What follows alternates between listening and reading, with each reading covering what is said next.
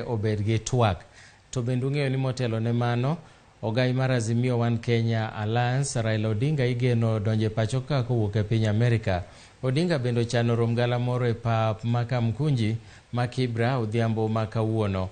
Chris Owino, Eric Owenga ne odhi e paw ndeke ma Jomo Kenyatta kama girito biro mar Raila Odinga. Eric Owenga, kaponi nyalo winja tinyalo nyisowa ni to lwasi chal nade, to gin jotelo mage moyuoro mar romo ne ogai mar Azimio.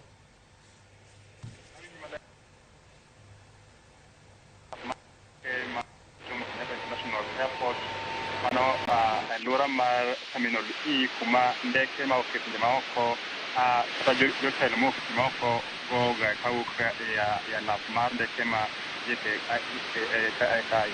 To gima nyakoni en ni odiochieng' ma kawuono johera mag Azimio nogeno rwako Odinga ma igeno ni biro lwar e paw ndeke ka 8 e wang'e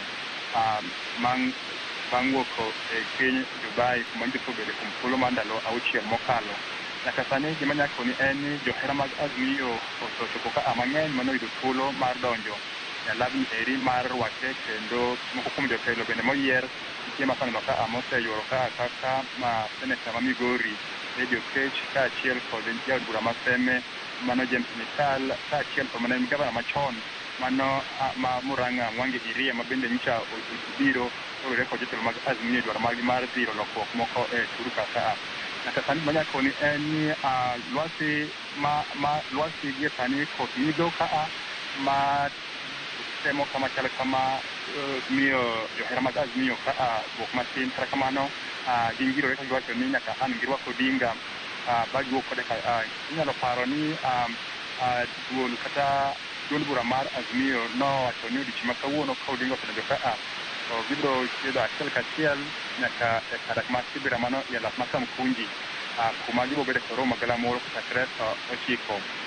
To magi gik otimre e seche ma twak mane nywando jo kamiti 14 mago ma 7 ma ok Kenya Kwanza kaachiel kod 7 ma ok Azimio obedo kod ng'ikruok matek mokalo, kendo iparo ni kuku maduong' mar Azimio kokalo kuom jakom mare Wycliffe Oparanya nyiso lando ni kochakre tich 2 mano dwe manyien to gibiro dok e ng'anyo to nenore kama twak malong'o ok bibede kaka ne gisundo mokalo. Koro wageno ni Odinga somo chopo ka obo bedo kod ote makende kaluwore kod kaka pesa maturka obedo ka chiedho kuom ndalo mokalo, ma bende koro kuku mar romo mar twak mare ibedo kadak ma Kibra Milton. Koro gie sani ka pod nyicha kendo mana kanyo wacho ni sa 8 e wang'e obiro lwar ka mak mana ni jotelo mamoko mag Azimio biro chopo ka kendo ng'eni e labni ka ochopo to pod obiro yudo sa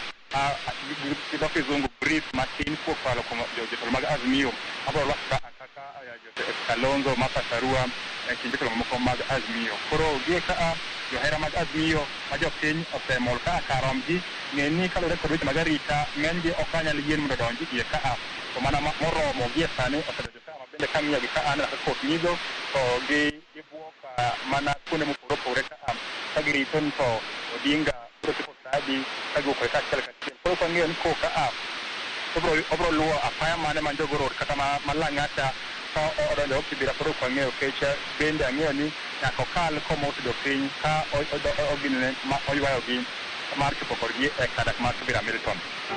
Erokamano ahinya Eric Owenga kuom ripot ma kamano. Nyakwara mogi watimo mos nikech kama Eric Owenga